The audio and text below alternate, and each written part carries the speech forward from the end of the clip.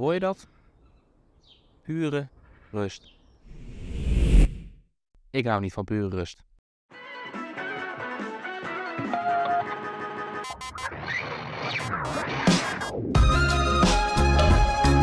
Mijn naam is Jip en ik zou van mezelf zeggen dat ik verslaafd ben aan muziek. Ik word wakker, muziek. Aan het werk, muziek. Ontspannen, muziek.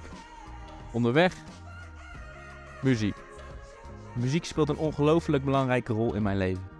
Misschien herken je jezelf wel in mij, want heel eerlijk, zo denken we er toch allemaal over. In deze documentaire ga ik op zoek naar mensen die nog een stapje verder gaan. Mensen die leven voor muziek.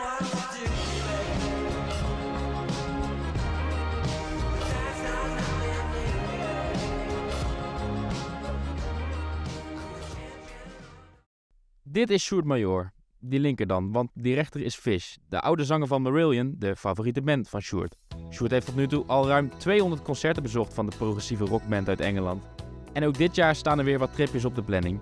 Ja, we gaan sowieso naar Portslanden, het Marillion Weekend in Nederland. Italië gaan we doen, Duitsland, Berlijn, Leicester, Engeland en Canada, Montreal gaan we weer. De term superfan is dus een understatement.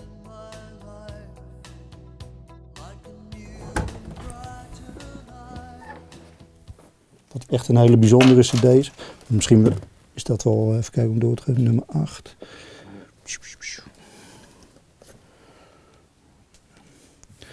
Ja, dan moet ik echt even... Weet je, er zijn er wereldwijd maar bijvoorbeeld... Weet je, deze hier zijn er maar 2000 van. Deze Marillion, ja, die heeft de fans toen gevraagd om te financieren om naar Amerika te komen. En de mensen die dat hebben gedaan, die kregen als beloning een cd van dat concert. En daar zijn er 2000 van uitgegeven. Ik was niet bij dat concert helaas, maar leven eBay, sommige mensen verkopen deze. En hoe duur was die? Daar heb ik, dat weet ik precies toevallig, €247,60 voor betaald. Inclusief verzendkosten.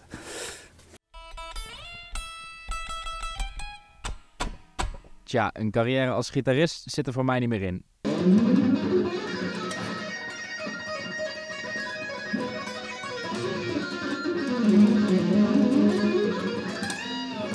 Voor hem wel.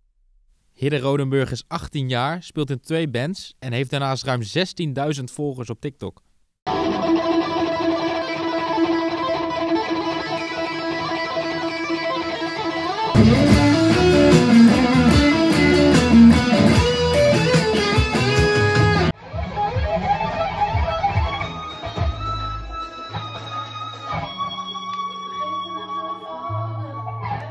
Als je ongeveer een schatting moet doen, hoeveel uur per week ben jij gewoon überhaupt bezig met muziek? Ja, dat verschilt. Als je bijvoorbeeld een optreden hebt, dan heb je sowieso 2 avonden repetitie met de ene band en nog een avond met de andere. Dus ik ben denk ik toch wel een goede 30, 40 uur bezig met muziek per dag. Ook gewoon het spelen. Als ik wakker word, ga ik even gitaar spelen. Als ik gewoon thuis ben ik thuis, nou, even een gitaar pakken. En eerst was dat wel meer, denk ik, omdat ik gewoon meer tijd had voor het oefenen. Maar nu is dat dus eigenlijk vervangen door het oefenen in een band. Onderzetters, ja, je kan het zo gek niet bedenken. Of, ja. Nog een grote oude vlag, nog een vlag. Ja. Als je nou een schatting moet doen, hoeveel euro ligt die? Ja. Ik kan er een leuke auto verkopen. Eigenlijk verwaarloos ik de rest ook wel weer om te zorgen dat ik nog dit allemaal kan blijven doen. En dat ik de tijd daarvoor heb. Dus ik durf wel te zeggen dat het overgrote deel van de tijd die ik beschikbaar heb gaat dus uit naar muziek en de zaken die met muziek te maken hebben. Kan je misschien omschrijven wat er in jouw hoofd gebeurt als je muziek maakt of naar muziek luistert? Nee. je naar fijne muziek luistert, dan wordt onder andere de activiteit in je nucleus accumbens verhoogd. Dus een kern midden in je brein. En deze kern speelt een belangrijke rol bij je beloningssysteem. En dat beloningssysteem maakt stofjes aan, onder andere dopamine. En dan denk je, hé, wat fijn, ik wil meer van deze muziek. En dan gaat je lichaam nog meer van dat stofje aanmaken. Dat fijne gevoel ken ik als geen ander.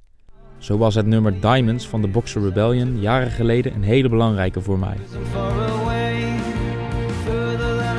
De melodische gitaar op het einde van het nummer raakte me op een manier zoals muziek dat nog nooit eerder met me gedaan had.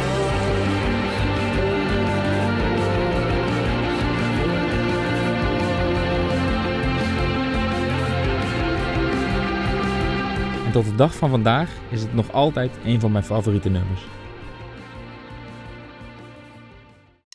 Waar komt zo'n passie toch vandaan? Bij mij is het niet zo ingewikkeld.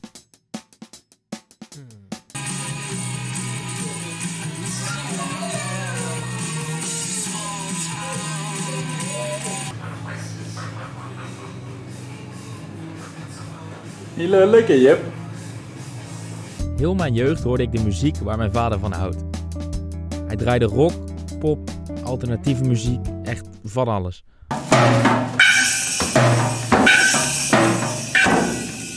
Echt onder de indruk was ik toen alleen nog niet, want het duurde een tijdje voordat ik ook echt begon te luisteren. Sindsdien is er veel veranderd.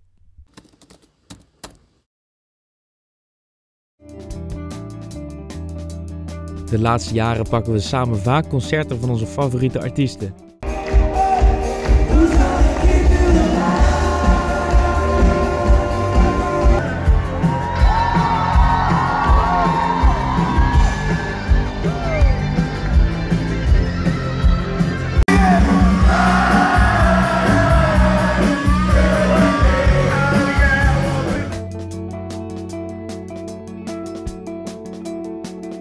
En zoals mijn vader dan altijd zegt, opvoeding geslaagd. Maar hoe zit dat bij Hidde en Sjoerd? Ging dat ook van vader op zoon? Toen ik 11 was, begon ik met gitaar spelen. En dat kwam omdat mijn vader, ik kom uit een muzikaal gezin. Mijn vader speelde gitaar, moeder piano, broer piano en drums, zus piano. En er stonden eigenlijk altijd wel gitaren. En we waren een keer op een verjaardag van onze buren. Die hadden een elektrische gitaar staan van de Aldi. En toen, ik kon 2 akkoorden en dat vond ik heel leuk. Dus ik mocht de gitaar toen lenen.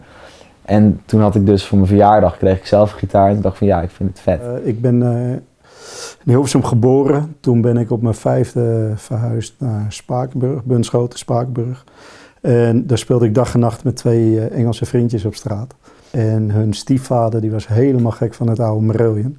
Ja, die werd daar echt grijs gedraaid. En ja, de eerste keer dat ik het zag was ik gelijk verkocht. Het was wel echt gelijk muziek wat me gelijk echt pakte. En ik kon het gewoon niet loslaten. En ja, het heeft mij wel echt in sommige situaties wel geholpen. Dus, ja, mijn moeder is 15 jaar geleden bijvoorbeeld overleden door een medische fout. Dus ja, dat was verschrikkelijk natuurlijk. En ja, dan zijn er wel bepaalde nummers. Voor mij is bijvoorbeeld Few Words for the Dead een heel belangrijk nummer. Het gaat erom dat je iemand op een vreselijke manier verliest. En dat je er naartoe moet gaan, dat je de goede dingen naar boven haalt, de leuke herinneringen. Maar ja, als je iemand op die manier verliest, heeft dat heel veel tijd nodig. Maar dat nummer, dat was voor mij heel belangrijk. Ja, ik krijg nu eigenlijk weer kipvel als ik aan denk, weet je, ondanks dat het 15 jaar geleden is.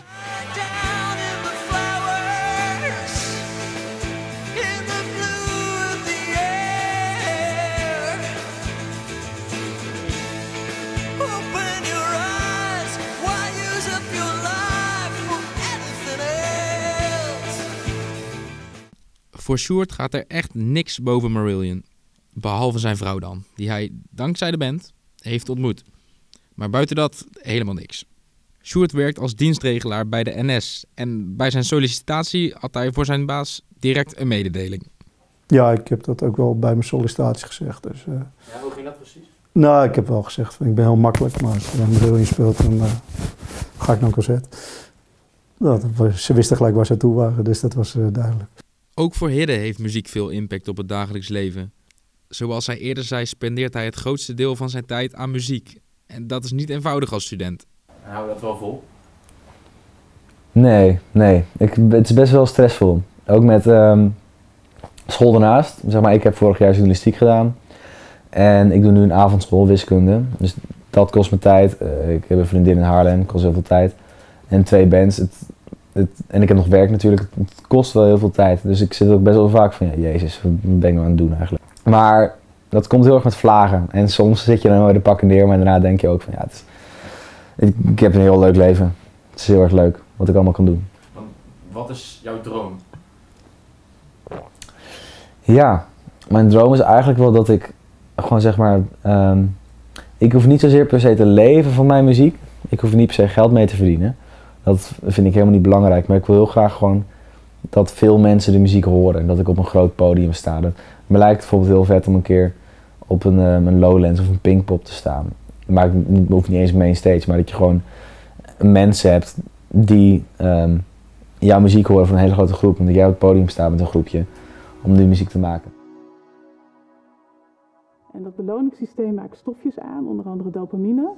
En dan denk je, hé, wat fijn, ik wil meer van deze muziek. En dan gaat je lichaam nog meer van dat stofje aanmaken.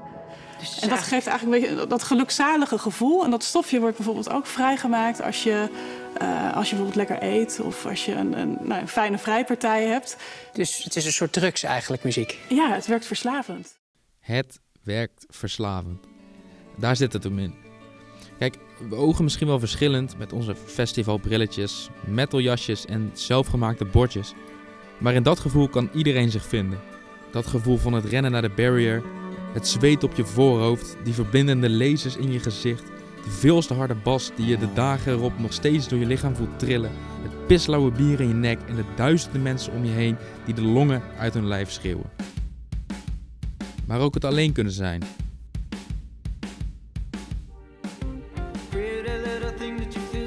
Het echt kunnen waarderen van de muziek. Het gevoel hebben dat je ergens deel van uitmaakt. Dat gevoel.